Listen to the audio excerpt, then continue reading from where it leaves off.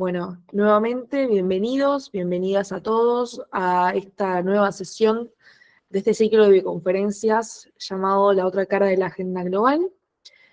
Vamos a comenzar, voy a hacer una pequeña introducción sobre China, la actual China, la moderna China, pero también un poco sobre esta antigua China, sobre qué quedó de la moderna China en esto.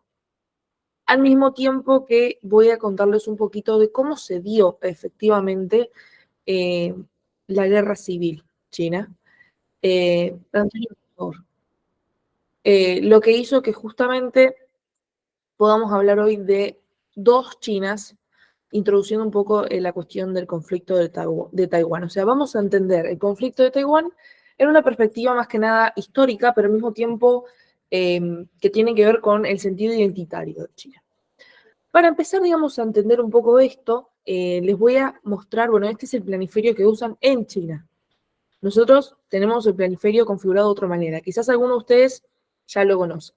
Siempre, para uno que lo ve, al menos por primera vez, le resulta chocante, porque ahí ve que en realidad el centro del universo, el centro de cómo ven el mundo los chinos, está centralizado de otra manera. Entonces, esto un poco nos va a inducir a esta primera parte de la sesión de hoy.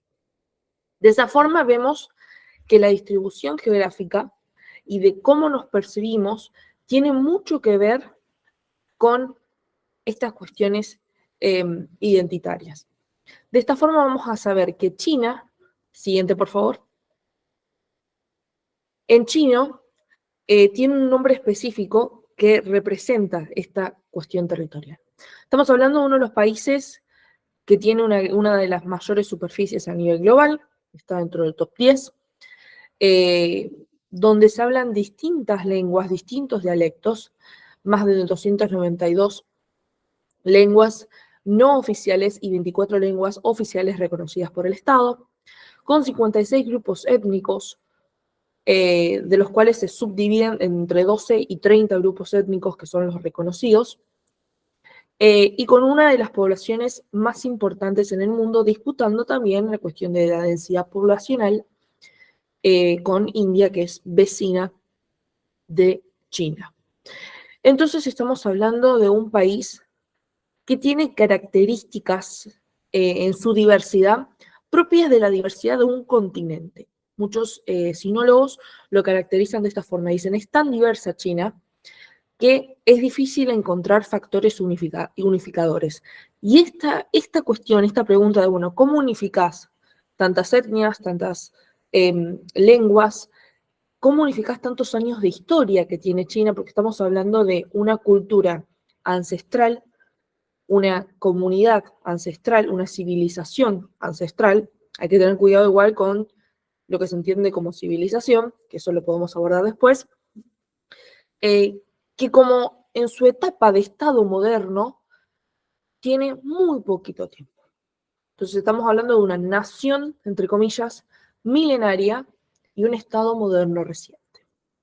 Las principales capitales de China son Pekín, que es la política, Pekín, que sería Beijing, ¿sí? En realidad, Shanghái, que es una de las principales capitales económicas financieras, Tianjin, que es una capital, digamos, más en sentido comercial, logístico por su puerto, y Chongqing, que también es una de las capitales económicas en el sector, sobre todo vinculado a Shanghái y a Tianjin. Siguiente, por favor. Como yo les mencionaba, China, que en chino se le dice Chongguo, es el país, o sea, su traducción es tal cual es país del centro o del reino medio. Yo pregunto, ¿ustedes me están viendo bien de casualidad? Porque mi cámara como que me sale medio mal, para saber si la apago un ratito. Se está como cortando. Ok, ok. Bueno, voy a apagar la cámara para que no pase eso y tampoco generar distracciones. Cualquier cosa yo estoy. Entonces, quizás un problema de conexión. Retomando. Zhongguo significa que es el país del centro o el reino del medio, que es un nombre que también se deriva de una concepción que viene de la antigüedad, en donde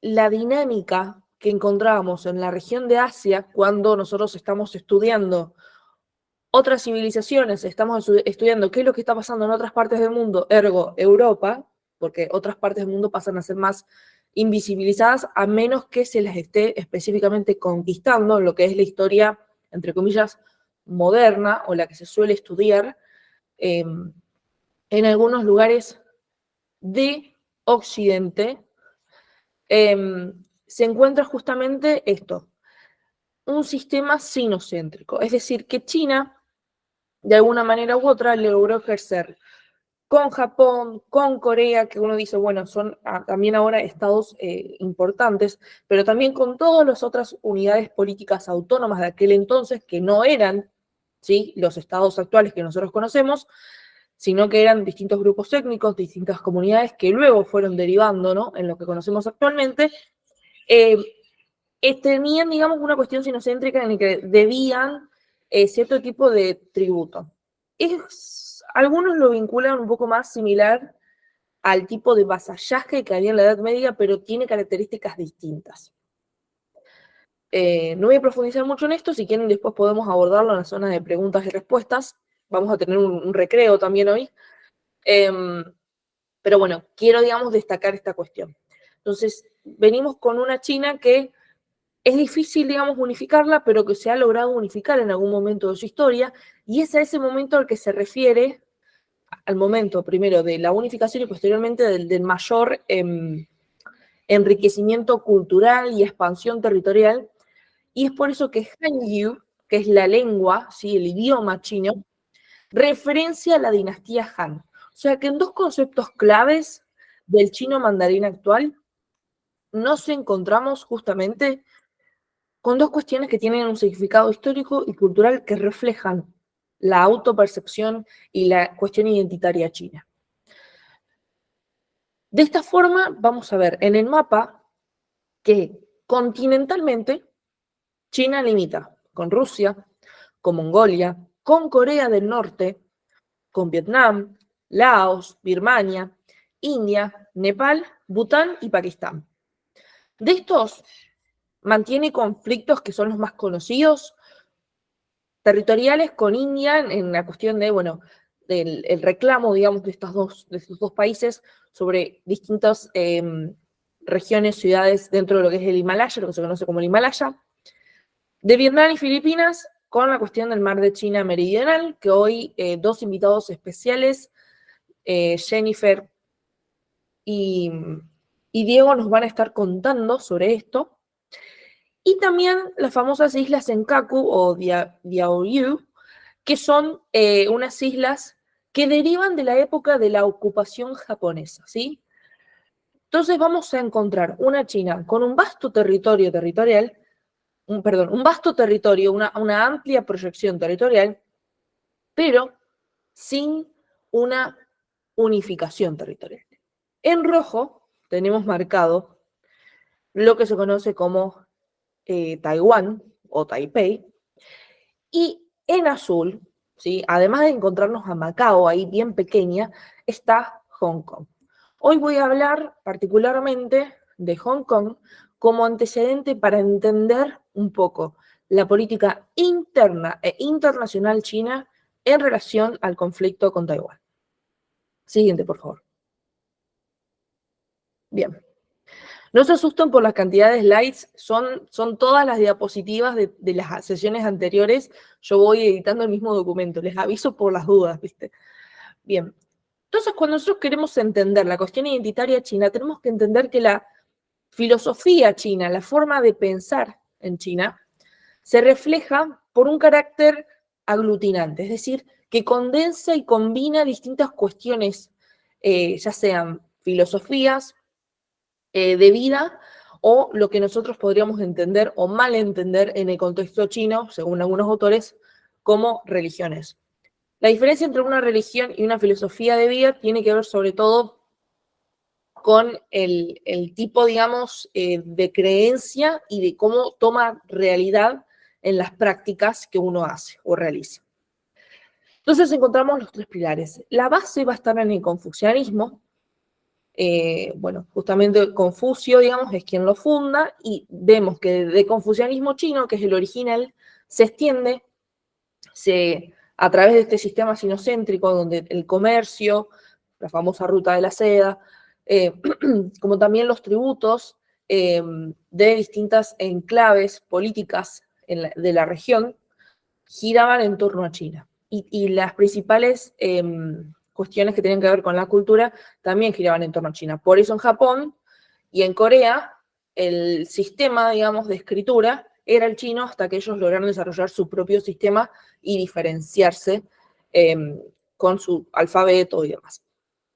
Esto tiene que ver, el confucianismo, con 6 principales valores: el respeto a la autoridad, al superior y al mayor, donde encontramos esta distancia al poder, el colectivismo jerárquico y una categorización social, que tiene que ver con la antigüedad china, pero que hoy en día esa categorización social tiene un deje muy importante con el sistema, sobre todo educativo, y el famoso, digamos, sistema de concursos públicos que hubo en China. Lo que hace de China una sociedad que se la categoriza muchas veces como meritocrática y muy competitiva al mismo tiempo. Después tenemos la cuestión del mundo material, que tiene que ver con lo importante en el mundo material, tiene que ver con la familia, la responsabilidad social o institucional y empresarial, y el cultivar la virtud. El más apto para gobernar, ya sea el emperador o el presidente, tiene que ser virtuoso para poder hacerlo. Esto voy a profundizar un poco más cuando hablemos del mundo armonioso, junto con el taoísmo, pero quiero explicar brevemente esto como para que lo tengamos en cuenta. Entonces, esta cuestión de ser más colectivista es muy distinta a las sociedades occidentales, donde lo que prima es el bienestar del individuo. El capitalismo, para los chinos, es una forma individualista de acumular dinero. En cambio, el confucianismo toma este carácter colectivista, y es el confucianismo el que va a dar el pie a esa compatibilización que van a hacer los chinos para generar el comunismo con características chinas, o el socialismo con características chinas. Son dos cosas distintas, el comunismo y el socialismo. Ya luego les voy a explicar básicamente cuál es su diferencia.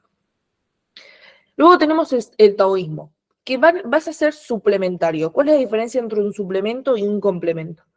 El complemento viene a completar, ¿sí?, esa base. El suplemento, que es en este caso, viene a enriquecer algunos de los factores o algunos de los componentes del confucianismo, los destaca un poco más.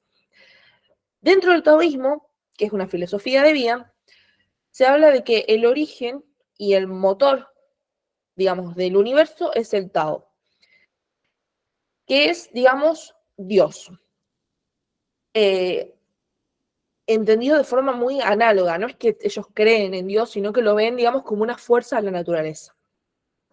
El Tao, que viene a estar representado por el 0, va a engendrar a uno, y luego uno va a terminar engendrando el resto. Hay una cuestión secuencial en este Tao. Entonces, de esta manera, el taoísmo, lo que influye en los chinos es el deber con respecto a tener hijos, tener descendencia. Si bien hoy en día en China cada vez se tienen menos hijos, que tiene que ver con una cuestión sociológica y del avance económico, que también otros países no orientales, desarrollados económicamente, han tenido, digamos, que afrontar esta cuestión de la baja de la natalidad. Lo cierto es que la cuestión de la descendencia es una manera de perpetuar la existencia de uno. Tiene que ver con un legado familiar. De esta manera, el formar el 3, esta cuestión de una pareja tener un hijo, viene a generar este número que es el de la armonía, el del equilibrio, el de complementar. Y de esta manera, digamos, se representa un poco esta cuestión del yin y el yang. Del yin y el yang, un poco lo que hay que entender es que lo útil y lo inútil se necesitan. En todas cuestiones útiles hay algo inútil y en todo lo inútil hay algo útil. Tiene que ver con una cuestión de la interconexión de las cosas. Y por último tenemos el budismo, que si bien este es originario de India, tiene su propia característica y componente dentro de la filosofía china, y viene a ser como algo más superficial y que no aplica todas las cuestiones, pero sí tiene que ver con la temporalidad y cómo lo toman a la temporalidad los chinos.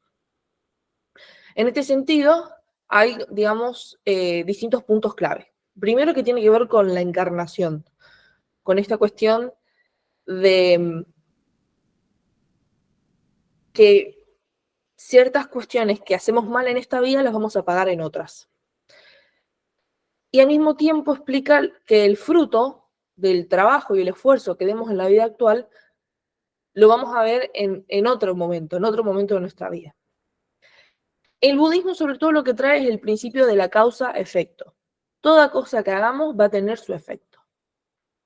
De esta manera, digamos, lo que se muestra del mundo es algo como efímero y hay algo que va a cambiar constantemente. Entonces es un mundo triste.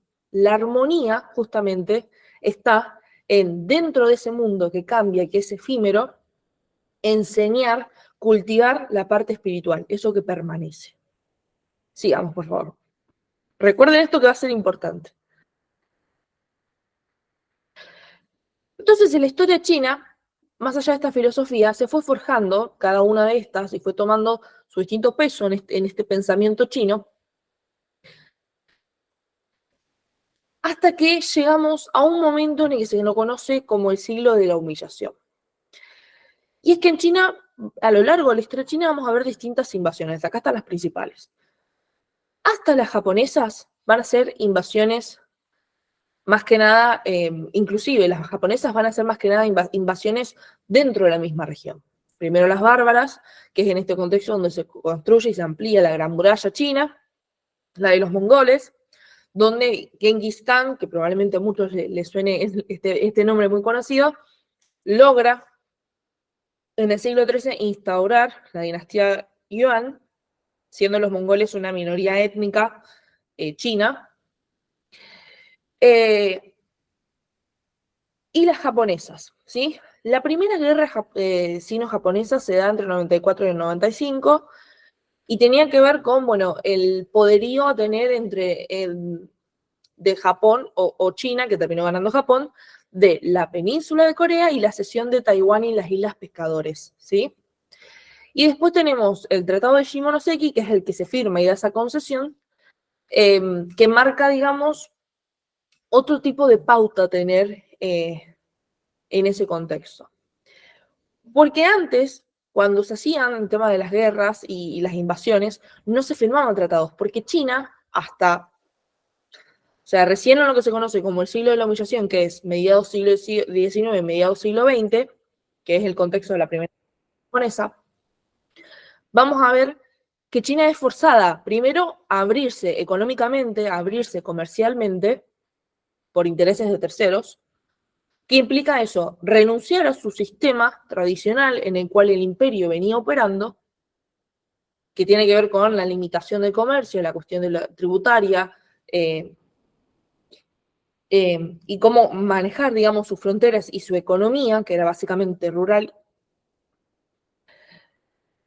y lo obliga a entrar al sistema de Westfalia. El sistema westfaliano, muchos conocemos la paz de Westfalia que se establece, digamos, en resumidas cuentas, lo que hace es obligar a China a tratarlo como un igual, entre comillas, para que la firma de tratados como Estado, ¿sí?, westfaliano, tenga validez. Entonces, Japón, que es uno de los países, digamos, que se les obliga a ingresar también a este sistema a través de la famosa llegada de los barcos negros estadounidenses, también incorpora estas cuestiones más modernas propias de lo que conocemos como Estado westfaliano. La Segunda Guerra Sino-Japonesa recoge lo que es la famosa ruta de Birmania. que en este contexto, a través de la ruta de Birmania, durante la Segunda Guerra Sino-Japonesa, que se da la masacre de Nanking, que fue una masacre, digamos, que el ejército imperial japonés, ya estamos hablando del contexto de Segunda Guerra Mundial también, hizo un genocidio masivo, los soldados japoneses violaron a muchas mujeres, quemaron muchas casas, o sea, fue algo que todavía hoy es muy fuerte para los chinos y muy doloroso hablar. Y a través de lo que es la ruta de Birmania, Estados Unidos brindó ayuda a China a través de suministros. No una ayuda directa, digamos, en el conflicto, pero sí para que puedan defenderse de los japoneses. Después tenemos otras invasiones como la Manchú, que esta es la que instaura la dinastía Qing, hasta que cae, ¿sí? La dinastía Qing, que es la última dinastía, y es la que después los chinos van a culpar de toda la humillación que están viviendo. Y por último tenemos las guerras del opio y el inicio de la época de los tratados desiguales. Con el Tratado de Nankín lo que se hace es ceder, ¿sí? Hong Kong a Gran Bretaña, y con el Tratado de Tianjin se amplían el acceso territorial que tenían muchas potencias europeas, entre ellas principalmente Gran Bretaña, pero también Francia, y luego se suma Portugal, sobre el espacio continental chino. Adelante. Entonces, yo les hablé del siglo de la humillación, siendo la guerra del opio el inicio, ¿sí?, de este siglo de la humillación, porque pensando en una región que se centralizaba en cómo operaba y funcionaba China, cuando uno logra entrar a China, el resto ya es más fácil. Estos tratados desiguales, justamente, dentro de los que se toma la invasión japonesa,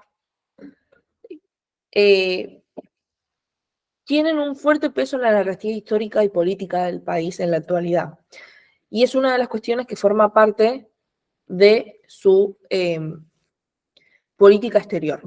Siguiente, por favor. Como lo mencioné, está el Tratado de Nankín, después el Tratado de Pekín, que es lo que hace es ampliar el poderío, digamos, sobre Hong Kong y ciertas islas circundantes. Y recién en 1997 se logra que China recupere, entre comillas, la soberanía sobre Hong Kong, Gran Bretaña a China, siendo que hasta 2047 China tiene la obligación de mantener, ¿sí?, el sistema político, legal y económico. Ahora, yo les pregunto, para que lo pensemos. Estamos hablando de un país que fue invadido con asimetría de poder, donde ciertos estados ya se basaban en principios westfalianos que tenían que ver con la integridad territorial, por ejemplo, que para que otro país abra su puerto, su comercio y poder ingresar con el opio, en este caso, le dicen, bueno, vos no sos un estado westfaliano, pero ahora que yo te invadí, sí lo sos, firmame este tratado y dame esta tierra. De esta forma, uno se pregunta, bueno, ¿realmente desde 1997 hasta ahora China es soberana de Hong Kong? Y es en ese contexto donde, a partir de la China moderna, que es la República Popular China, va a emerger el concepto y el principio de las relaciones exteriores chinas, que tiene que ver con un país, dos sistemas, que va a aplicar tanto a Taiwán como a Hong Kong. ¿Sí? Siguiente, por favor. Y para entender un poco qué es lo que pasa con Taiwán, tenemos que entender muy brevemente cualquier cosa. Yo en el Drive les cargo un pequeño artículo que habla de cómo se dieron la cuestión de la descolonización en el contexto chino. ¿Qué quiere decir esto? Estamos hablando de un contexto de una China totalmente debilitada que va a iniciar con el desmantelamiento del sistema imperial, ¿sí?, chino, y que a medida que empieza eso va a iniciar también a erosionarse una guerra civil, ¿sí?, adentro de China, que esta va a terminar recién en el 49. Va a tener algunos puntos de menor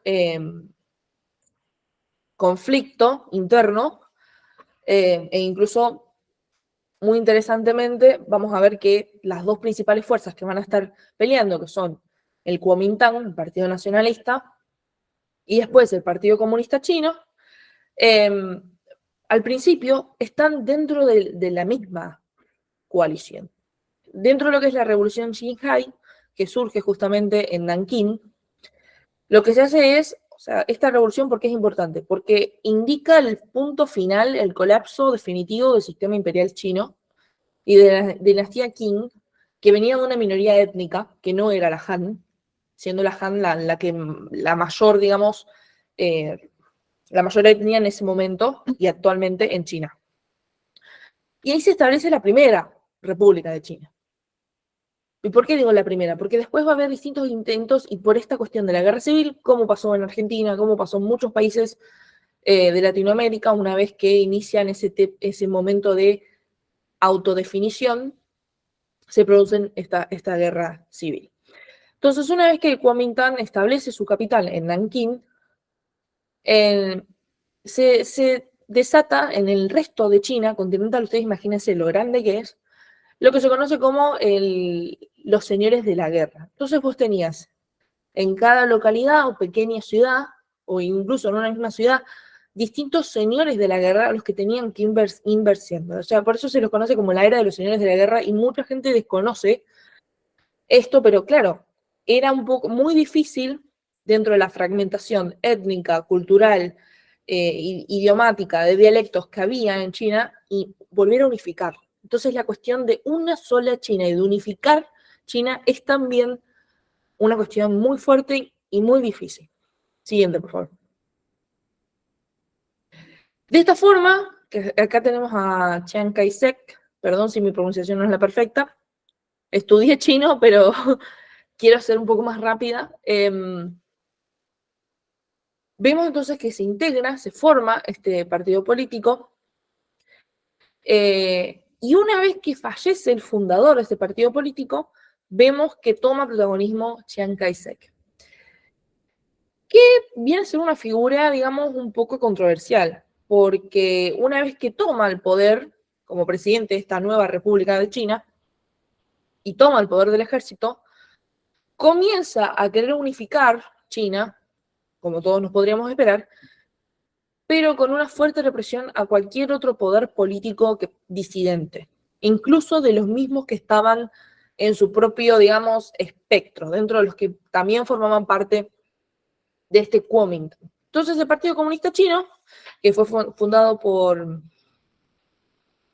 Ay, no me sale ahora el nombre. Siguiente, por favor. Por Chen Yushu, me parece que era, pasa, digamos, a tener esta cuestión de que ahora el carácter autoritario que tenía Kuomintang lo terminó dejando básicamente sin representatividad política. De esta forma, se va a ir produciendo distintas matanzas, siendo la más conocida la matanza de Shanghai, donde disparan contra una manifestación del Partido Comunista Chino, y es a partir de ahí donde se produce realmente el choque. Y ahí podemos decir que es uno de los principales orígenes, desde esta matanza, lo suelen ubicar los historiadores, de esta guerra civil china. Siguiente, por favor. Bien. Entonces vemos en agosto de 1927 que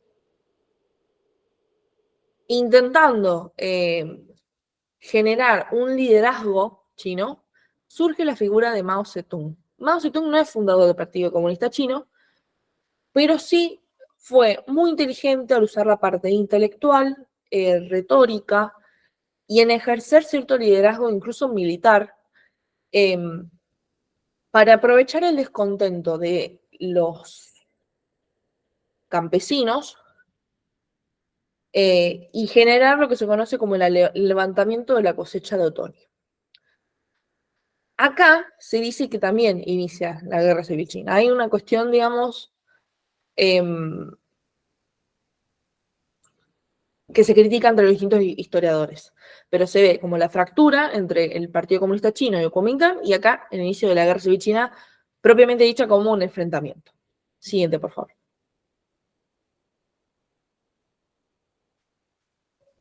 Bueno, acá es donde una de las partes, uno de los principales emblemas del ejército rojo chino, en el sentido de, bueno, ampliar sus efectivos.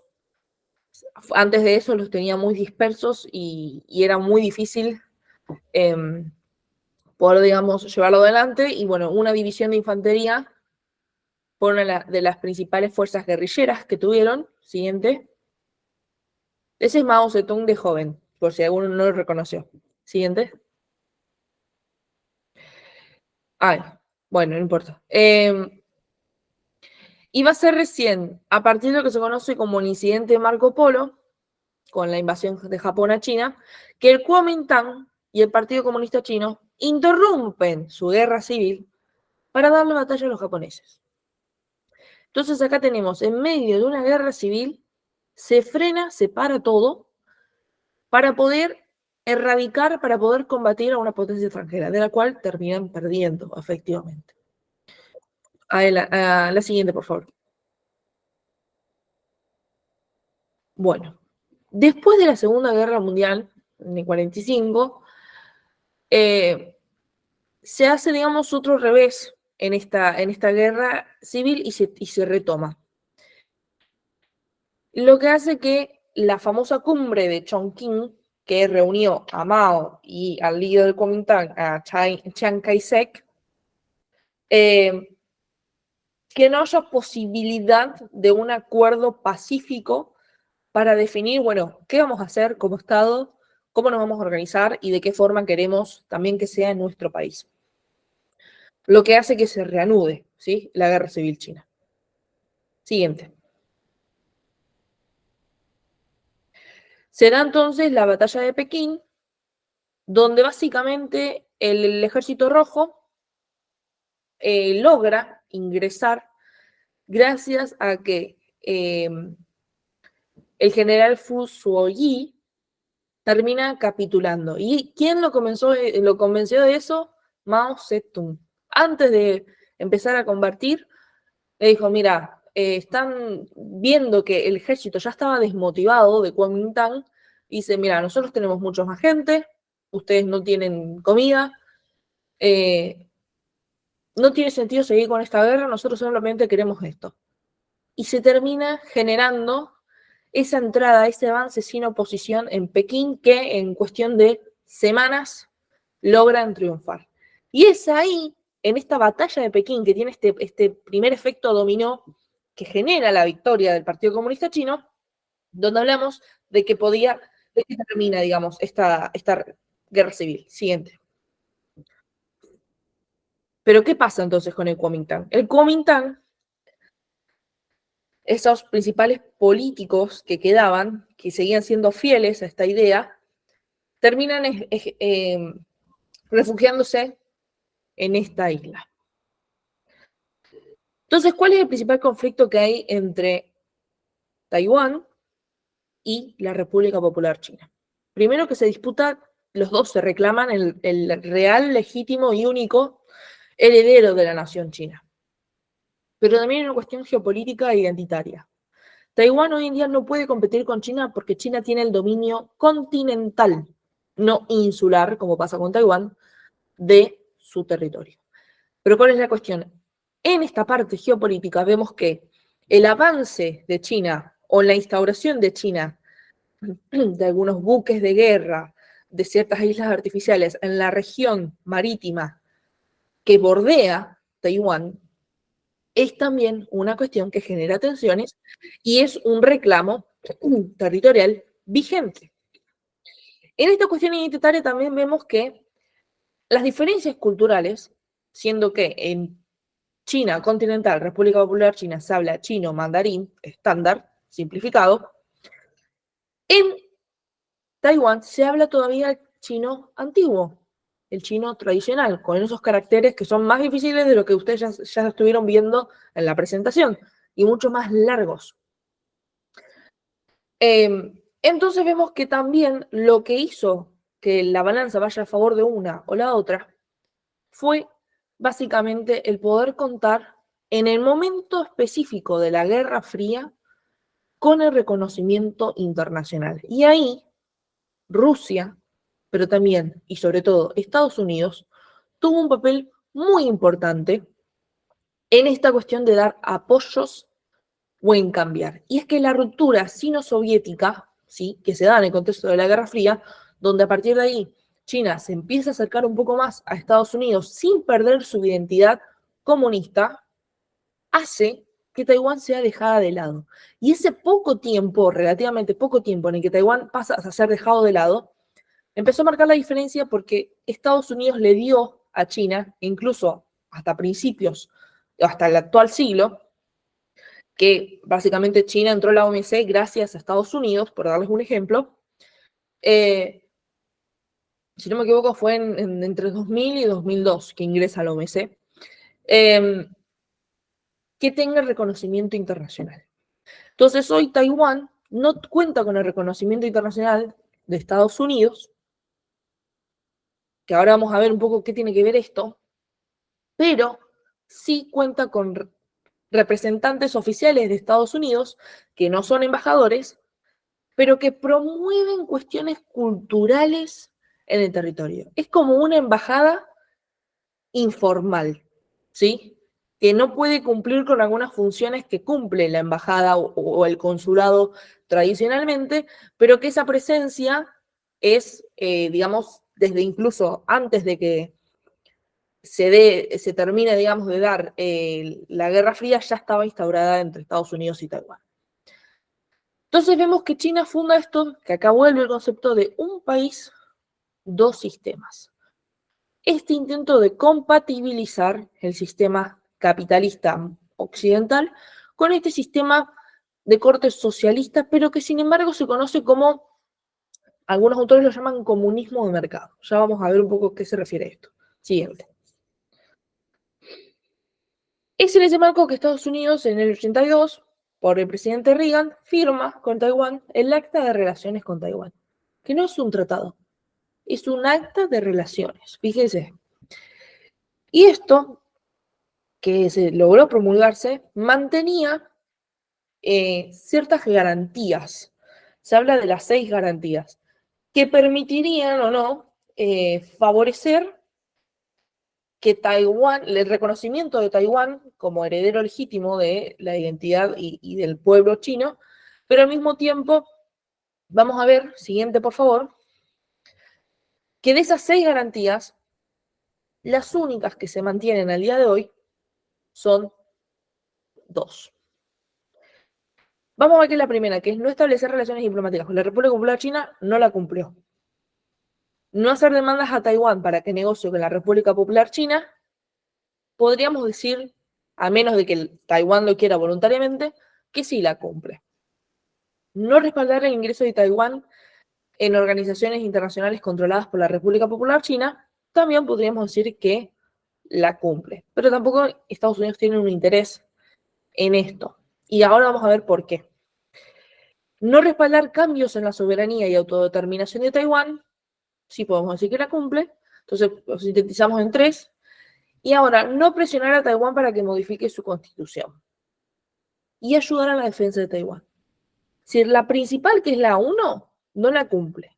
Pero la última sigue siendo un factor de tensión con Estados Unidos, porque implica que Estados Unidos le sigue vendiendo armas defensivas, entre comillas, a Taiwán. Siguiente, por favor.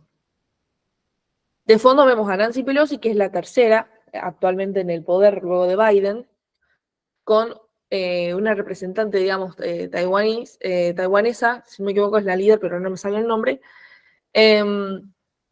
Y esta foto generó mucho revuelo y demás. Cuando Nancy Pelosi visitó Taiwán, China colocó sus buques de guerra en el límite territorial en disputa con Taiwán.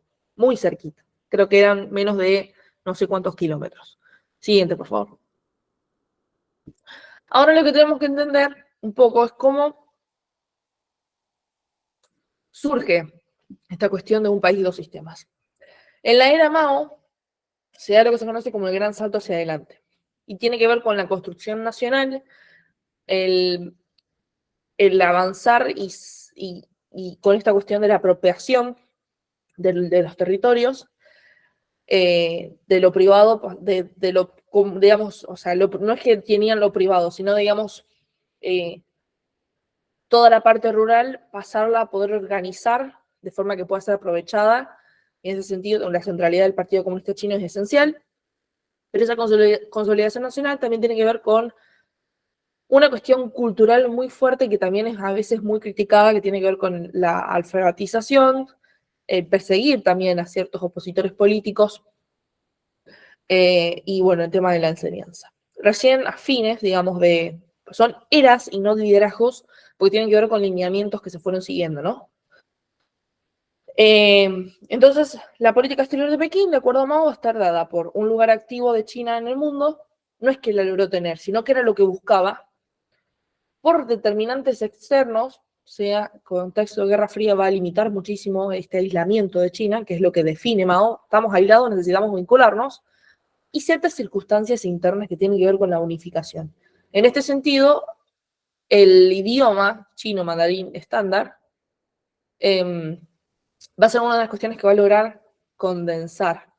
Incluso el día de hoy vamos a encontrar ciertas regiones rurales donde no se habla mandarín, pero es una de las cuestiones que logra unificar a esta China tan diversa.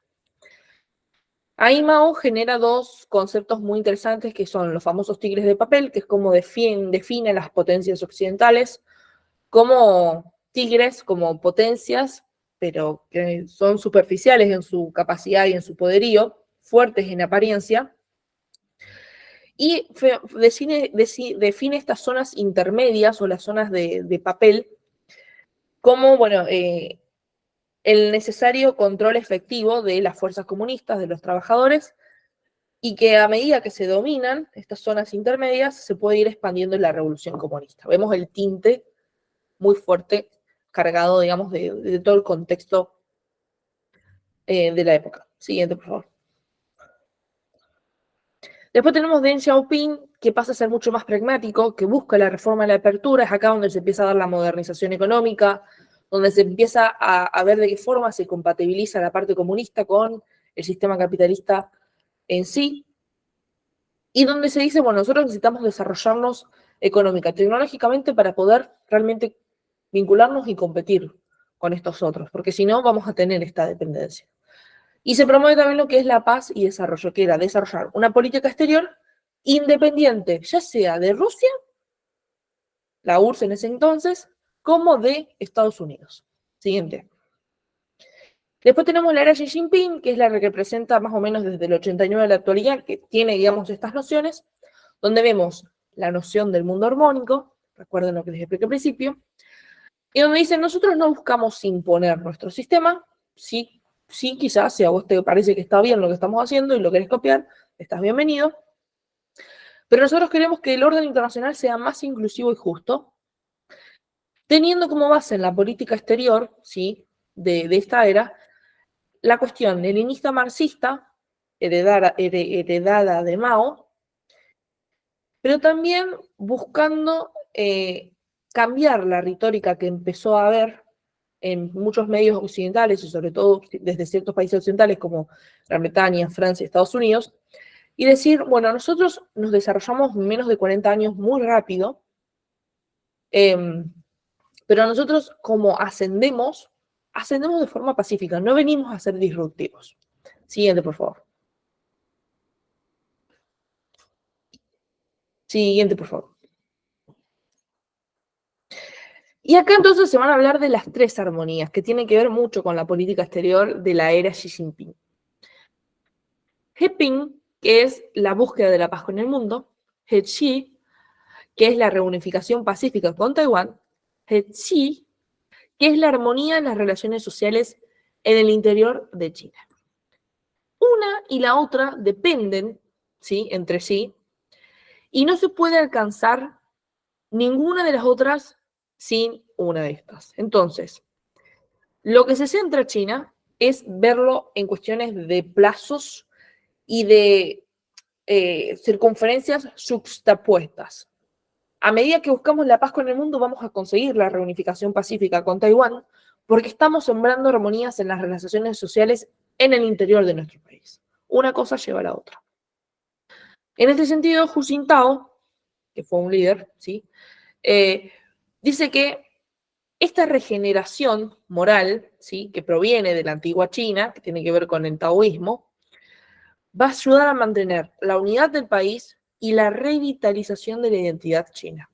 Siguiente, por favor. Y acá tenemos la doctrina de ascenso pacífico, ya termino. Acá tenemos básicamente estos principios que provienen de la doctrina de desarrollo pacífico que lo postuló en su momento Chen Bixian como concepto, ascenso pacífico, y que luego con la cuestión del mundo armonioso fue tomando un mayor lugar y hoy en día son características profundas de la política exterior china. Y esto surgió en un contexto en el cual se trataba, digamos, de contrarrestar esta cuestión de la amenaza china o el choque de civilizaciones de Huntington que muchos occidentales iban avecinando. Entonces dice, bueno, a nosotros nos interesa cultivar la relación entre un mundo armonioso y una sociedad armoniosa.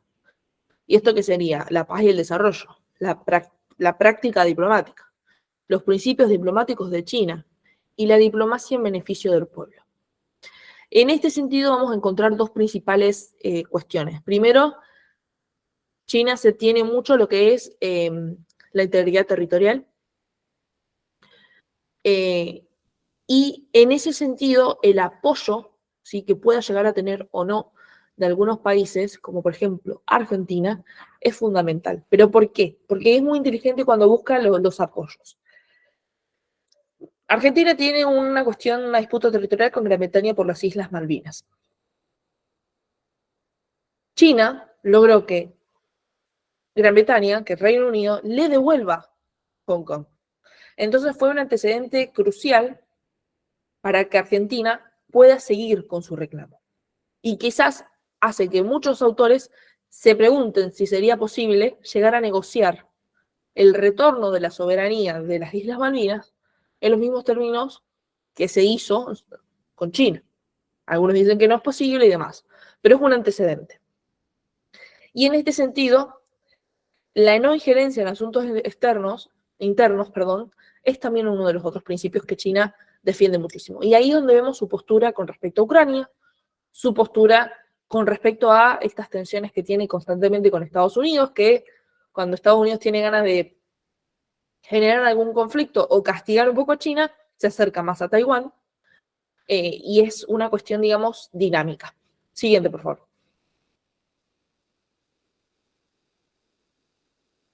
Sin más, les voy a contar que hoy vamos a tener 3 invitados especiales. Uno es Francisco Díaz, quien nos va a estar hablando un poco sobre la dinámica entre Rusia y China en Asia Central. Y después tenemos a Jennifer Nicole Gamboa Ochoa y a Diego Estefano Villón Santos, quienes nos van a hablar de el conflicto del mar de China Meridional. Un poco yo les di la introducción hace un ratito. Es muy difícil hablar de China y contar las cosas tan rápido. Si hay algo que quedó un poco suelto o que quieren que después profundicemos, vamos a tener el espacio. Y ahora, siguiente por favor, vamos a tener un recreo de unos 2 minutos. De última arrancamos a las 11. Perdón por el retraso, arrancamos unos 5 o 6 minutos tarde, así que es normal que tengamos 5 o 6 minutos de tardanza. Y luego vamos a escuchar directamente a Francisco. Recuerden que tienen en pantalla el link para escanear y acceder, el QR para escanear y acceder al Drive, donde van a encontrar material de referencia de lo que fuimos charlando. Cualquier pregunta o cuestión lo van dejando en el chat y después lo abordamos.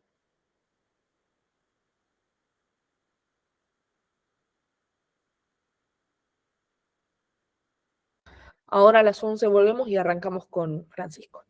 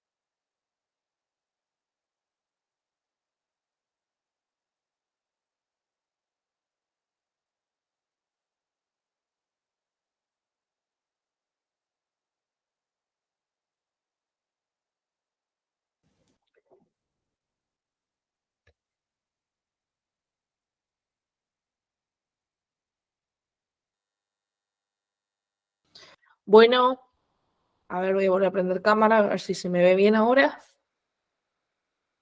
No sé qué no me pasa con mi cámara, pero bueno. Ahora sí, Francisco, te doy la palabra. Bueno, creo que la mejor presentación de vos mismo la podés hacer vos.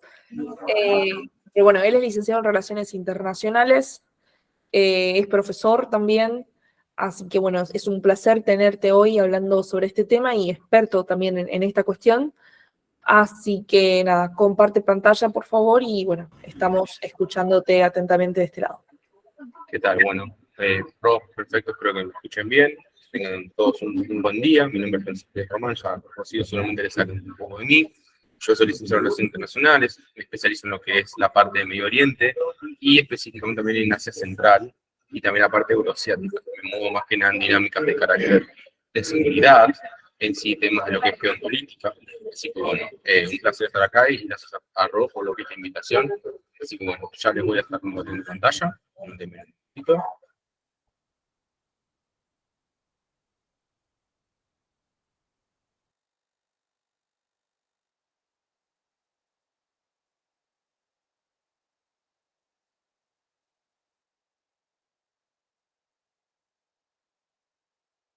Ahora estamos viendo tu correo. Estás muteado, no sé por qué.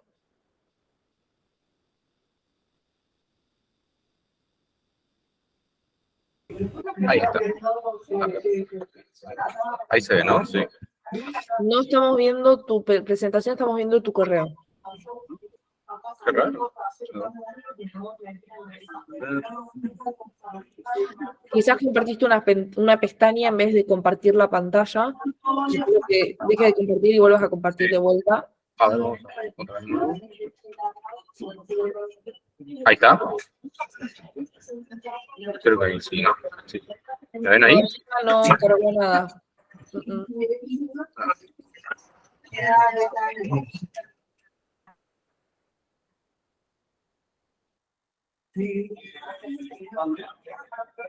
No, tampoco se ve. Ahora vemos Google. Si querés, si no, puedo probar descargar tu... Sí, dale, Ropo, porque no sé qué raro. Siempre lo ve y está todo bien. Puede pasar. Son cosas que pasan. La tecnología a veces nos supera. Dame un segundo. Sí, por favor, gracias. Bueno, mientras tanto, los voy introduciendo un poco lo que vamos a hablar hoy. Principalmente, lo que vamos a hacer es hablar un poco de lo que es la dinámica de carácter regional en sí, de cómo justamente la relación triangular, vamos a ver, entre China y Rusia, tiene un impacto directo en lo que es la región de Asia Central. Y es una región muy interesante, que tiene la mira de varios actores, ahora lo vamos a ver un poco más en detalle, pero uno muchas veces lo ve y dice, che, pero bueno, ¿dónde es esto? ¿Qué parte queda? ¿Por qué es tan lejano? Será muy lejano, uno por ahí lo sabrá, pero es una región muy interesante en la dinámica del juego regional entre China y Rusia, ya que ambos países limitan con esta región y es muy relevante para lo que es su comportamiento. Ahí sí, perfecto, Ron, eso está bien, gracias. Bien. Como les decía recién, la siguiente, por favor. Bien, principalmente cuando uno habla de lo que es un espacio geopolítico, como les decía justamente ahí en el artículo, tiene que definirlo. Primero, la UNDEF, que es la Universidad de la Defensa, acá en Argentina, sostiene que es un espacio de carácter geográfico, que está habitado por un conjunto de actores, que están circunscritos este espacio en las soberanías, un conjunto de estas, y se definen dos opciones, puntualmente, cuando uno habla de estos espacios. O es un área de carácter internacional o es un área de carácter supranacional. ¿A qué me refiero con supranacional? Me refiero a que justamente no pertenece a ningún estado. Esto sería el mar, el espacio, entre otros, ¿no? Pero bueno, aún así estos lugares tienen la Antártida, etc.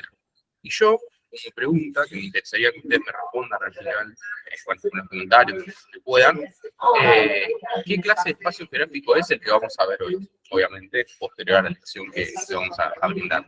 Bien, primero, lo que es la región de Asia Central está compuesta por 5 países, ¿sí? Más que nada, Afganistán no es parte exactamente de la región, pero juega un rol muy importante en la cuestión de la seguridad regional. Y ya vamos a ver por qué, especialmente en 2021, con la salida de Estados Unidos y la ascenso del Reino Unido. Pero bueno, bien. Sí, la siguiente, por favor. Bien. Como les decía, Asia Central es una región principalmente que tiene varios poderes regionales e internacionales y varios intereses. Como les dije, la región está principalmente compuesta por 5 países: Kazajstán, Uzbekistán, Turkmenistán, sí, principalmente, bueno, también Afganistán, y más que nada también tiene lo que es la influencia de lo que son Rusia, China, India y Pakistán. Hoy nos vamos a encargar de los dos primeros, ¿no? De Rusia y China. Pero ¿qué es lo que pasa? Estos dos actores, y los otros que mencioné, juegan a lo que es el rol de ser potencias regionales o de tener un papel mucho más relevante en la región. Y acá viene la pregunta, ¿no? ¿Qué es una potencia regional? Una potencia regional, de acuerdo a Nolte, dice que es un Estado que justamente posee poder o capacidades de liderazgo en lo que es su región. Y esto mismo además se define mediante lo que es su percepción, ¿no? De recursos de poder, influencia en los foros diplomáticos, de su capacidad de crear y garantizar el orden regional. Esto es clave para todo. Por otra parte, bueno, tiene las características que yo les menciono acá. Remarco la parte del soft power, las tecnologías y la capacidad militar. Eso es lo más grande que tengo que saber. Y el liderazgo de este actor debe ser reconocido en lo que es relaciones internacionales. El derecho internacional es muy importante y el reconocimiento de actores extrarregionales también es importante. O sea, tiene que decir fuera de la región, que no están en la región, y Estados Unidos, por ejemplo. Por otra parte, estos actores, justamente, este liderazgo tiene que ser reconocido por actores de la región o debatidos políticos. Siguiente, por favor. Bien. Siguiente. Sería. Falta.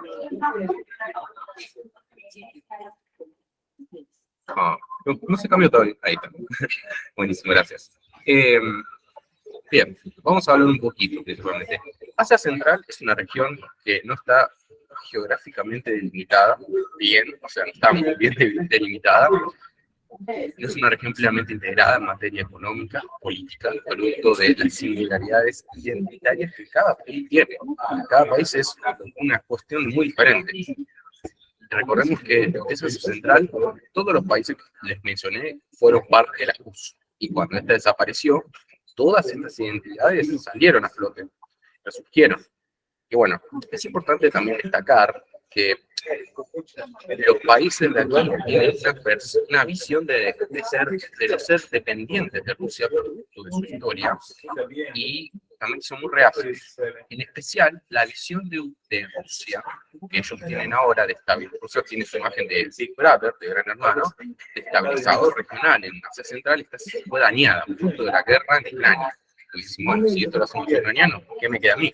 Entonces hay una cuestión de visión que incomoda a ellos, ¿no? Pero bueno, para hacer un proyecto tenemos que saber cuáles son las prioridades de Rusia. Recuerden que esto es Rusia y China. Vamos primero por Rusia. Rusia tiene estos 3 intereses en la región: ser el socioeconómico, geopolítico y de seguridad prioritario. Mantener un ambiente cultural compartido, o sea, que se respeten los intereses culturales. Y minimizar la influencia externa, que rivalice con ellos, ¿no? Por supuesto que el sistema de creencias ruso está mermado por la visión de lo que se llama la Gran Eurasia, que es la visión, como le dije recién, de ser el gran hermano de Eurasia, de cuidar a sus hermanos menores de Asia Central como un protector. Esta es la visión que se tiene. Siguiente, por favor. Y ahora vamos a la parte más, que es la relación triangular, con China y cómo es que se relaciona. No cambia todo.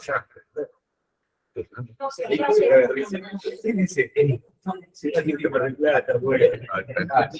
que cambie un poco. Ahí está. Genial. Bien. Vamos al tema de las dinámicas regionales y estos intereses. Lo interesante acá es que China, principalmente, es muy importante. La presencia china funciona como un contrapeso a la hegemonía rusa. Esto es muy importante, porque también ellos tienen valores, Rusia y China, compartidos en la región. Son 2. Esto es muy importante. Mantener fuera Estados Unidos y lograr la estabilidad regional. Justamente lo que ellos creen como elementos comunes, yo utilizo un autor llamado Delgado, Javier Delgado, que él sostiene que Rusia y China, como son regímenes más autoritarios, cosas, creen que el autoritarismo es proveniente más que nada de brindar estabilidad regional, ¿no? Es sinónimo de estabilidad regional. Y bueno, ellos creen que tienen que actuar como un aliado útil. Se puede observar que también la cooperación entre estos es personalizada por sus líderes, cristalizada, pero no se ve una política regional en común. Hay como diferencias, pero bueno, esto último también puede verse muchas veces por las diferentes visiones o por sus accionarios. En el caso de Rusia, ellos tienen la visión de la gran Eurasia, pero China tiene una visión mucho más económica y sociopolítica. Ellos se causan en el nuevo regionalismo, que sostiene el autor Delgado, que lo tienen en el OneDrive si quieren analizar su trabajo, y él dice que ellos buscan estabilizar una cuestión sociopolítica, estabilidad sociopolítica y liderazgo socioeconómico. Claro. Por último, pues hay lo que en la relación de Rusia y China podemos ver que hay una simetría de poder en una hegemonía cooperativa. Esto es una hegemonía cooperativa. Pero ¿qué pasa? Es una hegemonía desequilibrada. ¿Por qué? Porque Rusia aceptó justamente su puesto como un socio menor en la expansión china. Quedó como el socio más pequeño de la compañía. Así que bueno, siguiente por favor. Gracias. Ahora sí, vamos más específicos. Rusia y China, como yo les dije recientemente, al ser el socio menor, tienen muchas veces una relación de carácter pendular. ¿Por qué pendular? Porque hay materias, hay justamente relaciones apuntadas a materias que son de carácter principalmente que van hacia la cooperación o hacia la competencia. Y Rusia busca justamente conservar su influencia geopolítica regional, gracias a lo que es su predominio, su multiplicidad de tránsito en las mercancías, como correo energético de Eurasia. Esto es muy importante. Rusia, la parte, ella brinda seguridad, es proveedor de seguridad y mantener la parte energética de su lado, y no dársela a nadie, ni siquiera a China. Después la estrategia china es más ambiciosa todavía, porque está dirigida a garantizar la seguridad energética, o sea, Asia Central justamente se caracteriza por sus campos petrolíferos de Kazajistán y Kirguistán por el gas. Así que es una idea de la relevancia que tiene para estos grandes. Y justamente está dirigida a expandir su presencia económica. Por otra parte, ellos lo hacen esto mediante el otorgamiento de inversiones chinas. Y ya ante último, todo esto debilita a lo que es el liderazgo geopolítico ruso, pero aún así sigue teniendo un control sustancial de lo que es la región. Pero a su vez, el territorio ruso justamente es vital, porque depende de su territorio energético para lo que es el tránsito de las mercancías. Así que Rusia tiene una influencia geopolítica muy grande. Siguiente, por favor. Bien, como ustedes acá pueden ver, ya cerrando un poquito, estas velas acá hacen justamente el transporte que hace Rusia de lo que es el gas y el petróleo, especialmente gas, a Europa. Putin no estaba haciendo ningún chiste cuando les dijo que podía cerrar la llave de gas que le da a Europa, así que es cierto. Rusia utiliza mucho de lo que es el transporte ferroviario, como yo les decía, es un nexo en lo que es el comercio asiático, pero China lo supera. ¿Por qué? Porque China apuesta a lo que es la nueva ruta de la seda, de Belt and Road Initiative, como se dice, y sus necesidades se replantearon como lo que es el tablero de Asia Central. Y de esta forma Rusia, China, tiene justamente para Asia Central 3 propósitos. Para ellos son muy importantes. Es un corredor estratégico, ya sacar mejor a Rusia aún más, que sea un lugar estratégico para mandar sus productos a Europa, una región justamente donde se pueda justamente separar sus productos para sus empresas, darle, y una región que es importante como fuente de recursos estratégicos. O sea, fíjense que tan importante es un recurso para ellos. Y todo esto está impulsado por una gran modernización infraestructural que ellos llevaron a cabo, ¿no? Con la Gran Ruta de la Seda, la revalorización de carreteras, líneas ferroviarias, entre otras. Por supuesto que China también logró romper el monopolio de ese tránsito regional que tenía Rusia, haciendo un corredor ferroviario. Así que bueno, es muy interesante esto. Aún así, Rusia tiene el predominio energético y tiene una red energética muy grande, pero sigue siendo hasta ahora el number one en lo que sería cuestión energética. Pero Pekín no se está quedando tranquila. ¿Qué es lo que hace? Está incentivando un flujo comercial en Asia Central para evitar que los países como Kazajistán dependan específicamente de Rusia. No, ahora lo que ellos hacen es incentivarlo mediante los flujos comerciales. Así que, siguiente, ya nos vamos a hablar. Bien. Conclusiones. Como ver muy brevemente, esto fue como una introducción. La región de Asia Central es una zona de amortiguamiento entre áreas de conflicto. Esto es muy interesante. Es una zona de seguridad que tiene muchas amenazas. El terrorismo, incluso la cuestión con el explote de los talibanes, que Estados Unidos hizo esto, que revolviera todo esto de nuevo y viniera otra vez. Narcotráfico y por último lo que se llama el separatismo étnico, que es lo que ni Rusia y China no toleran de ninguna manera. Como le dije, es una zona de amortiguamiento entre áreas de conflicto y de intereses entre los distintos actores. Estos actores, yo lo mencioné todos, buscan mantener ese orden regional en pos de sus propios intereses mediante varios. Ya se lo mencionamos recién. Hay una rivalidad que está emergiendo entre ellos. No hay una rivalidad estratégica específica, pero sí hay una rivalidad que está saliendo a flote ahora. Y bueno, pero tienen que unir esfuerzos para combatir esas amenazas como el terrorismo, el separatismo. Ellos lo que están juntos en eso son sus elementos y objetivos. Y China cada vez está teniendo un rol más grande porque está adquiriendo un garante de la seguridad. O sea, que antes hacía Rusia, ahora lo hace China mediante empresas privadas, proveedor de materias primas, logística. Por otra parte, Rusia justamente está perdiendo el liderazgo en imágenes power. ¿Por qué? Porque la invasión de Ucrania está justamente haciendo un gran golpe a lo que es la imagen suya como un partner grande, un Big Brother en su región. Y por último, Moscú está quedando como socio nuevo. Así que bueno, eso sería todo. Por favor, la siguiente diapositiva. Acá tienen lo que son las referencias, así que bueno, acá tienen lo que son mis redes de contacto, si quieren contactar, sea, acá este es mi link, así que después está mi Instagram, que ahí pueden ver también el tema de pago análisis bastante seguidos sobre estas cuestiones y otros de Medio Oriente, y bueno, de la coyuntura internacional. Así que bueno, muchas gracias por haber escuchado y un placer.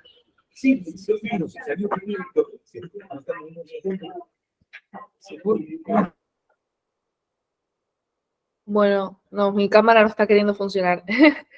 No sé. Bueno, muchísimas gracias, Francisco. La verdad que ha sido muy interesante. Y la verdad que es un desafío poder abordarlo en el timing que lo hiciste, pero la verdad que lo hiciste con creces muy bien.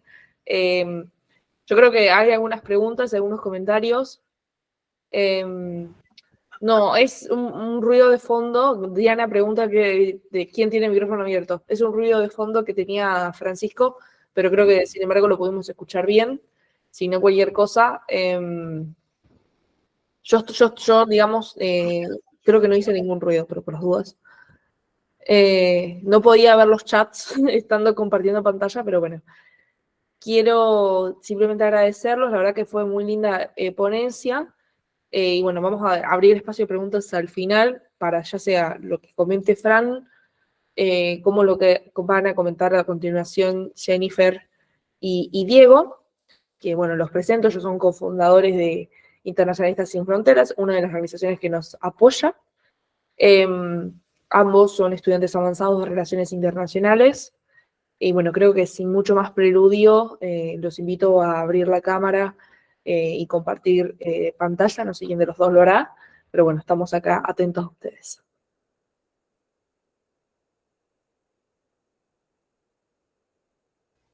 Sí, enseguida voy a compartir las PPTs.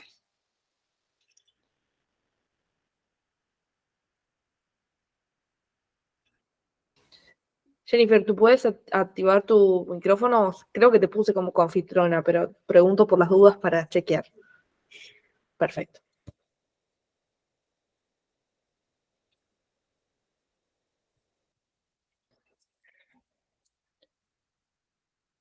Sí, ya se está proyectando. Perfecto, lo vemos perfecto. Gracias. Uh-huh. Listo. Ahora sí ya pueden observar las PPTs. Muy bien. Buenos días a todas las personas presentes. Como dijo la licenciada Rocío, soy Diego Villón, cofundador de Internacionalistas Sin Fronteras, junto con Jennifer Gamboa. Y esperamos que se encuentren muy bien y les agradecemos mucho que nos estén acompañando en esta sesión y también contamos con su participación en las siguientes sesiones. A continuación vamos a presentar la cuestión del mar de China Meridional.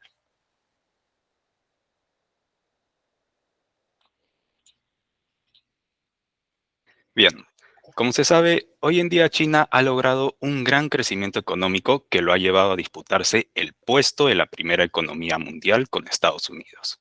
Esto también va de la mano con el inmenso poder político y militar que ha ido acumulando. Asimismo, la República Popular China representa alrededor del 35% del volumen de producción mundial de pescado y marisco. A su vez, el gobierno chino da mucho énfasis a lo que respecta en explotación de recursos naturales y reivindicaciones soberanas sobre territorios que considera como suyos. Teniendo en cuenta estos factores, nos sirve para tener un mayor acercamiento en lo que respecta al conflicto del mar de China Meridional. El asunto del mar de China Meridional no es algo reciente. La República Popular de China reclama su derecho a esta zona a través de la línea de 9 guiones o 9 puntos, el cual es un mapa que se remonta a 1947 y que es su fundamento en su demanda de soberanía. El argumento de la línea de 9 guiones se basa en que a China le correspondería el 80% del mar meridional, e incluso haciendo hincapié que Taiwán es parte de su territorio. No obstante, esta reclamación choca con las fronteras marítimas que se comparten con países como Filipinas, Vietnam, Malasia, Brunei, entre otros. Diversos países han expresado su negativa hacia la demanda china, puesto que se cataloga que va en contra del derecho internacional público y que China solo maneja una interpretación unilateral a conveniencia propia. Ahora, algunos de ustedes puede que se estén preguntando qué es lo que tiene de especial el mar de China Meridional. Primero, en esta zona existen más de 200 archipiélagos e islas, entre las cuales se pueden resaltar a las islas Paracel y las islas Spratly, puesto que son los archipiélagos con mayor extensión. Segundo, se le considera como la segunda ruta comercial marítima con mayor relevancia a nivel global, debido al flujo de bienes que pasa hacia las grandes economías asiáticas, además de ser una zona rica en pesca e hidrocarburos, como el petróleo y gas natural, que si lo ponemos en cifras, se estima unos 7.000 millones de barriles en reservas de petróleo y 900 billones de pies cúbicos de gas natural. A través de esta ruta, China recibe un gran volumen de importaciones de hidrocarburos que permite funcionar su industria energética. Por otro lado, es relevante mencionar que el mar de China Meridional representaría una ventaja militar importante, puesto que en caso de tener el control de esta parte del mar, le garantizaría tener una barrera de protección en caso de amenazas militares en el futuro. Es por ello que es un objetivo muy importante y estratégico que China no piensa dar su brazo a torcer. Ahora, vamos a pasar al tema de la posición de China. Bien, la posición oficial adoptada por China en relación sobre el mar de China Meridional se basa en tres pilares.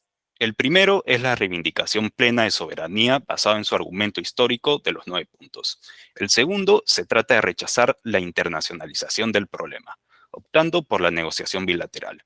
Y el tercero es rechazar cualquier propuesta de soberanía compartida o renunciar a los reclamos de soberanía que demanda.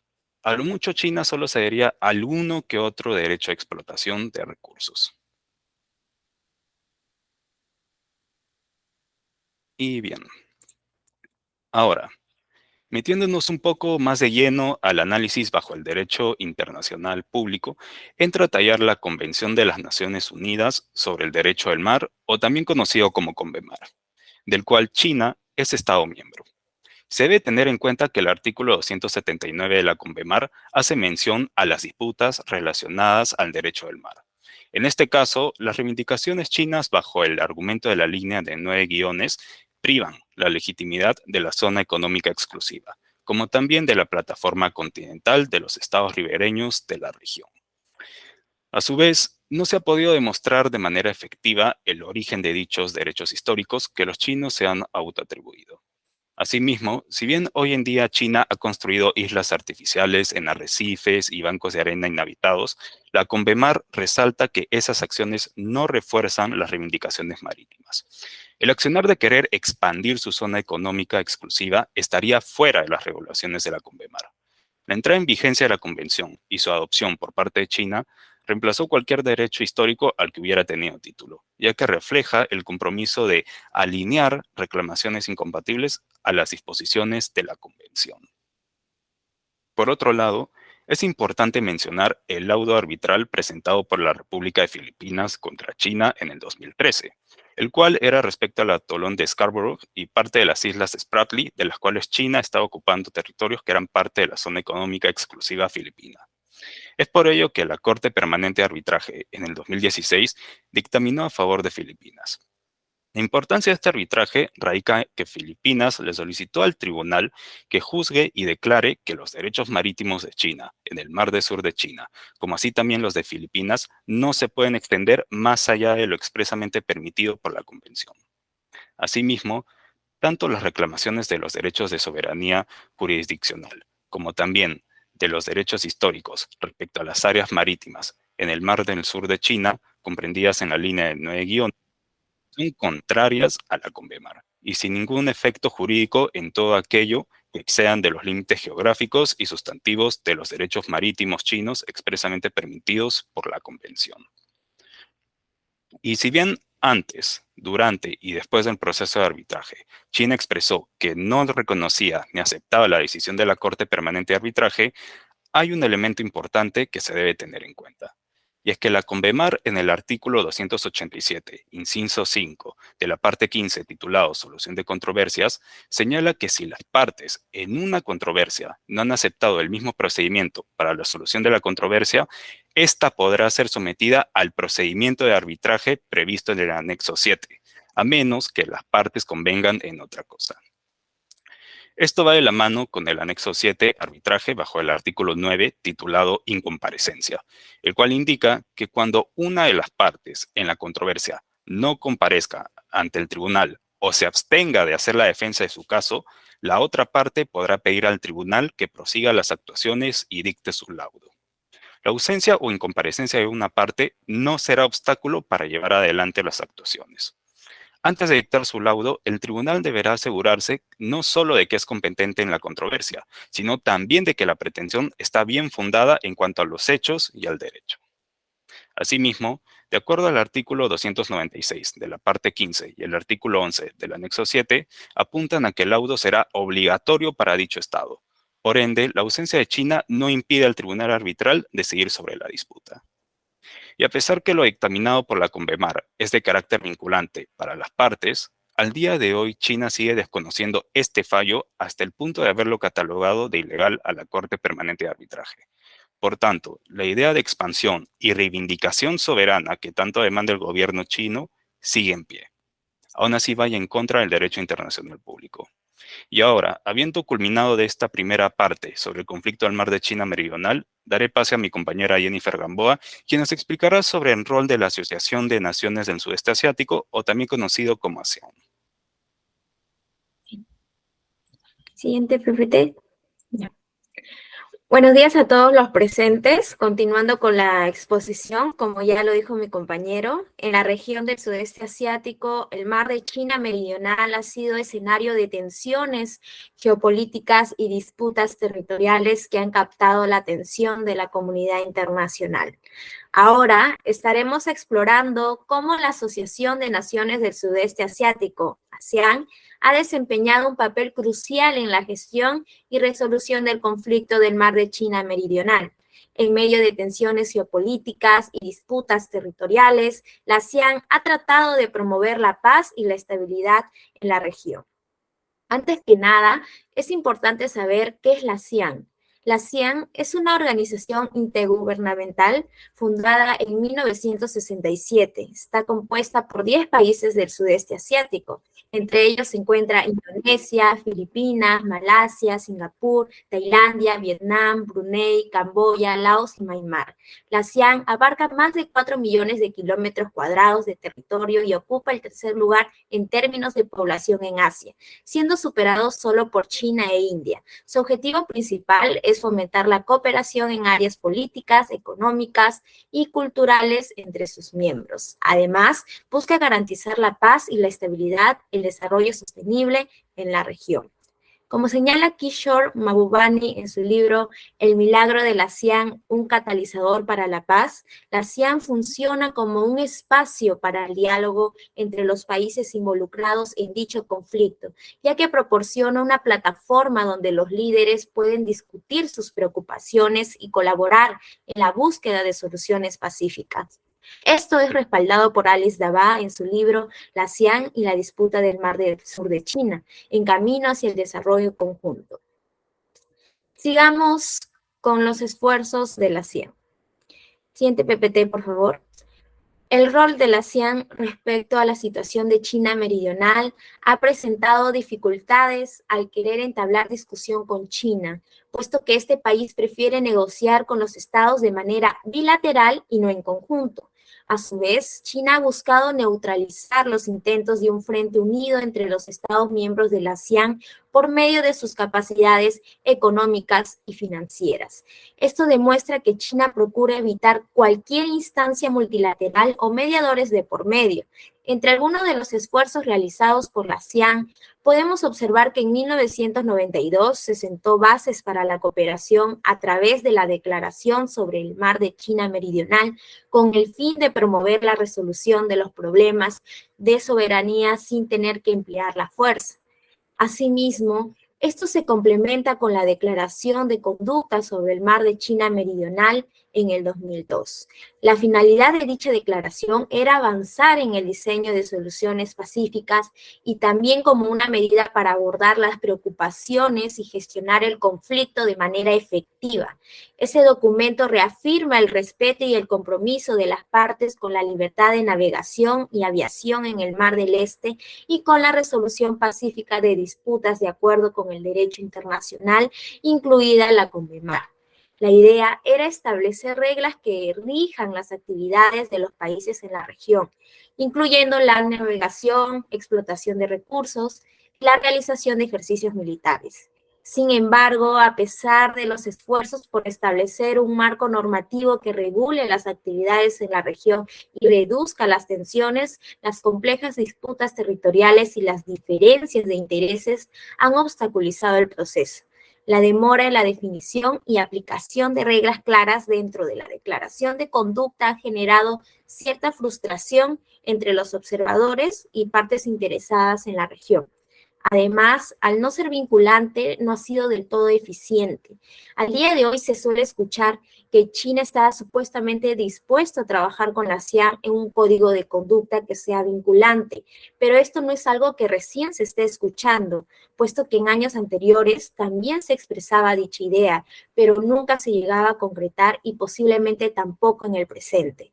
En el 2016, la ASEAN emitió una declaración conjunta en la que se expresaba su preocupación por la escalada de tensiones en la región y llamaba a la autorrestricción de las actividades en disputa a manera de promover la estabilidad y la resolución pacífica del conflicto.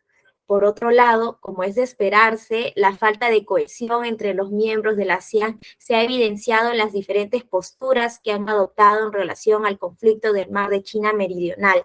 Uno de los ejemplos más notables de esta falta de cohesión en la ASEAN en relación al conflicto del Mar de China Meridional es la divergencia de posturas entre países como Vietnam y Camboya. Por ejemplo, Vietnam ha sido uno de los países más activos en la defensa de sus reclamaciones territoriales en el Mar de China Meridional. Ha tenido conflictos con China por cuestiones de soberanía sobre islas y áreas marítimas. En el 2014, la compañía estatal china, China National Offshore Oil Corporation, colocó una plataforma petrolera en una zona aledaña a las islas Paracel bajo soberanía vietnamita. Desde Pekín se insistió en que la plataforma petrolera seguía dentro de aguas territoriales chinas. Vietnam ha abogado por una postura más firme y unificada dentro de la ASEAN para contrarrestar las acciones de China en la región. Un claro ejemplo fue su intención, junto con Filipinas, de emitir un comunicado en conjunto con los 10 Estados miembros de la ASEAN, respaldando el fallo de la Corte Permanente de Arbitraje que se mencionó anteriormente. No obstante, la negativa por parte de Camboya, el cual es uno de los socios más cercanos a China, y también la poca voluntad de los demás países miembros, no se llegó a emitir declaración alguna respecto al fallo internacional. Ahora, entrando en mayor detalle sobre Camboya, este país ha sido visto como un aliado cercano a China y ha adoptado una postura menos crítica hacia las acciones de China en el mar de China Meridional. En algunas ocasiones, Camboya ha bloqueado esfuerzos para emitir declaraciones conjuntas más enérgicas por parte de la ASEAN en relación al conflicto. Incluso respecto al arbitraje que hubo entre China y Filipinas, el primer ministro de Camboya, Samdech Hung, declaró que respaldaba que las disputas del mar meridional de China deberían de ser resueltas por medio del diálogo entre solo los países directamente involucrados. Esta postura también ha sido apoyada por Laos y Brunei. Es importante señalar, así, que en la ASEAN está presente una división que se manifiesta en la postura de los países frente a las demandas marítimas de la República Popular China. Mientras algunos, como Vietnam, Filipinas e Indonesia, han rechazado estas demandas debido a su impacto directo en sus intereses y soberanía, otros, como Brunei, han mantenido una neutralidad ambigua. Sin embargo, países como Myanmar, Camboya y Laos han disfrutado de relaciones cercanas y beneficios económicos con China, lo que ha influenciado sus posturas. También la falta de cohesión entre sus miembros y la demora en la implementación de un código de conducta ha sido desafíos notables. Esta divergencia de posturas dificulta la formulación de una respuesta conjunta y contundente por parte de la ASEAN ante las tensiones en la región. Y siguiente PPT, por favor.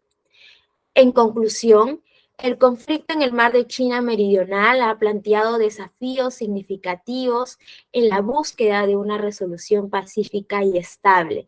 La división entre los países miembros de la ASEAN ha sido un factor crítico que ha dejado al descubierto la poca coordinación para emitir una respuesta en conjunto. Esto es un recordatorio de las complejidades geopolíticas y económicas que definen la dinámica en el sudeste asiático. Cabe señalar que el mar de China Meridional, como una de las rutas comerciales marítimas más importantes del mundo, desempeña un papel vital en el abastecimiento de recursos para economías claves de Asia.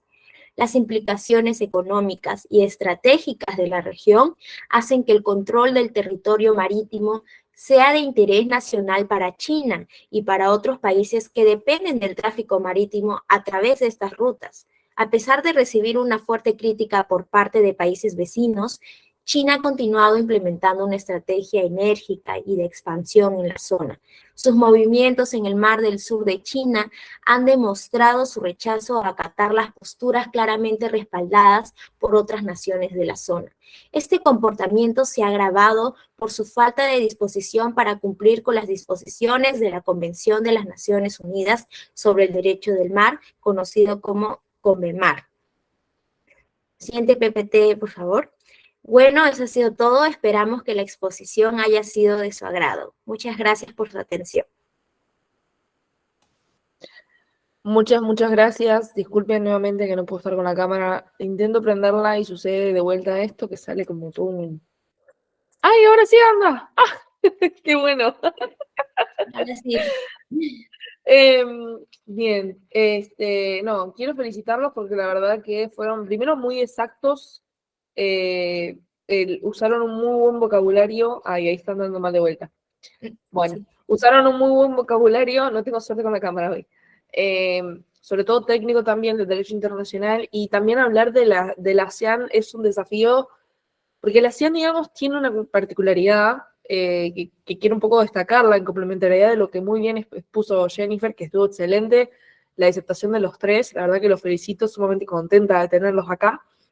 es que la ASEAN es uno de los pocos organismos regionales que los mismos estados del sudeste asiático, ergo no Estados Unidos, fundaron. Y que tiene una particularidad manera de operar. Es distinta a cómo operan otros organismos internacionales más multilaterales. Viste que está esta famosa The Asian Way, la forma de la ASEAN de hacer diplomacia. Y yo creo que también en esta rivalidad que muy bien mencionabas entre Camboya y Vietnam, está también atravesada por la interoperabilidad o no que es capaz de tener la ASEAN. Esta The Asian Way, que tenés como 5 principios, uno de ellos tiene que ver con el consenso. Si no hay consenso en cómo avanzar, no se trata el tema. Entonces eso hace que sea muy estéril, por así decirlo, el poder traer temas antes. Y muchas veces hace que la ASEAN, para poder hablar de esas cuestiones en las que están de acuerdo, todos, tenga que primero ir armando acuerdos mínimos, uno bilateralmente, para después traerlo a la mesa de la ASEAN. Esta dinámica a veces se da un poco en el Consejo de Seguridad, pero vamos a ver que no, porque es mucho más confrontativa. En cambio, la ASEAN, al tener como este primer gran filtro, es mucho más pacífica la forma de operar, pero al mismo tiempo se le critica esta falta de operabilidad, digamos, esta falta de decir, bueno, vamos a canalizar este conflicto que a todos los países de la ASEAN prácticamente nos afecta. Y otra cosa que quiero destacar, que es muy interesante, es que China lo ve al conflicto no solamente como los ojos de, bueno, esta cuestión de la importancia de la ruta marítima, sino que en esta iniciativa que tiene de la Franja y la Ruta, de One Belt, One Road, o la IFRI Initiative, es esencial que pueda tener, aunque sea de facto, y es por eso que tiene todas estas artimañas y esta falta de sentarse a la mesa y decir, bueno, tenés razón, porque la ruta y la seda consiste básicamente en que pueda llegar a tener de facto el poder sobre esas aguas territoriales marítimas, sobre esa zona, digamos, en particular. Lo cual, digamos, hace justamente que sea una cuestión que pueda poner en peligro o no el poder operativizar esa iniciativa. Así que la verdad que ha sido muy interesante. Los invito a los que han participado, si quieren, bueno, abrir el micrófono y preguntar o dejar alguna pregunta. También Francisco, Diego, Jennifer, si tienen alguna pregunta o algún comentario o reflexión, también es totalmente bienvenido. Sí. No, Diego, habla vos. Muchas gracias, Francisco. Bueno, antes que nada me gustaría agradecerle a usted, licenciada Rocío, por habernos dado esta oportunidad a Jennifer y a mí en poder estar presente en esta bonita experiencia que hemos pasado durante estas 3, 4 últimas sesiones, y sin duda alguna ha sido muy enriquecedor y también muy satisfactorio escuchar tantas buenas ponencias que hemos estado viendo, y sin duda hay mucha gente que está muy bien capacitada y que conocen de mano el tema. Bueno, muchas gracias. La verdad que es mutuo. Se nota que hay mucho futuro en la TAM con los licenciados en Relaciones Internacionales en potencia, digamos, del concepto filosófico, pero yo ya lo siento, digamos, porque es una construcción, o sea, uno se recibe y se sigue construyendo como licenciado y como profesional, entonces no es como que uno lo termina, digamos, el fin no está ahí. Así que la verdad que lo han hecho excelente y no me quedan dudas de que vamos a crear una linda comunidad entre nosotros, sin dudas, para poder seguir conectados. Así que gracias, de verdad. Para mí es un honor. Bien, gracias por las palabras. La verdad que muchas gracias, compañeros, también es un tema muy interesante. Yo el tema de lo que es hacia la parte así del sur no conozco mucho, pero la verdad que es muy interesante. Ahora que no lo conozca, me llama la atención.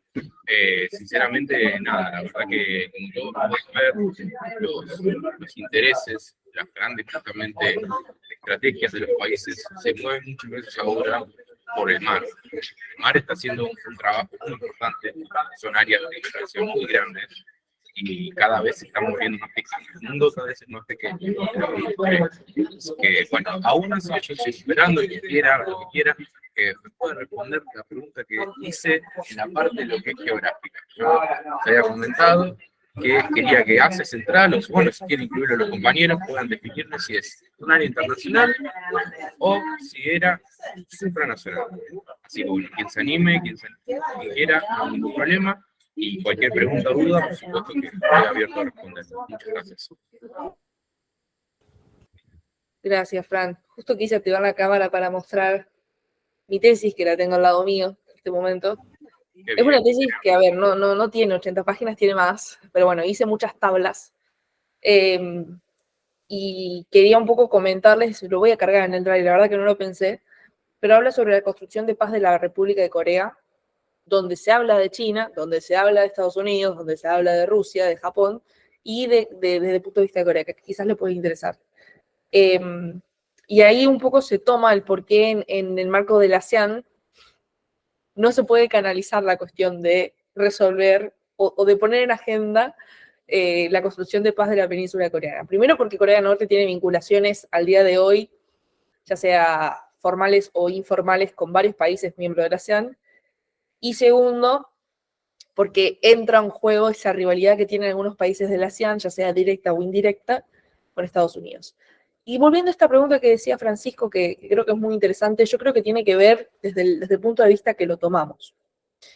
Efectivamente, a los ojos del tema que vimos hoy, si vemos la injerencia y este juego entre cooperación y competencia, que muy bien comentaste, de Rusia y China, yo me animaría, digamos, a argumentar que es supra. ¿Pero por qué digo que es supra? Porque las dinámicas que condicionan a los países exceden su propia injerencia. Entonces ahí vemos que la parte de la soberanía, si bien es una cuestión fundamental de los estados, hay cuestiones que son incluso más fuertes y que tienen un mayor peso que lo soberano, y que el costo de no seguir o el costo de no, digamos, el costo de tomar ciertas decisiones va a ser muy grande.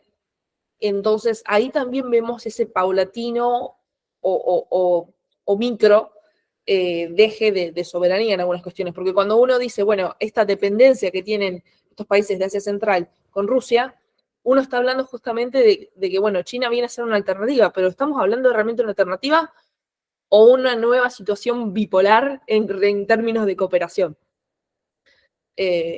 Entonces creo que es muy interesante también plantearlo en ese sentido, y es algo que también en Latinoamérica en su momento estuvo muy en apogeo en los medios y creo que se habló, pero está bueno también tenerlo en cuenta ahora. Estamos hablando de un cambio sistémico en el cual Estados Unidos tiene todavía recursos de poder, pero está perdiendo algunos.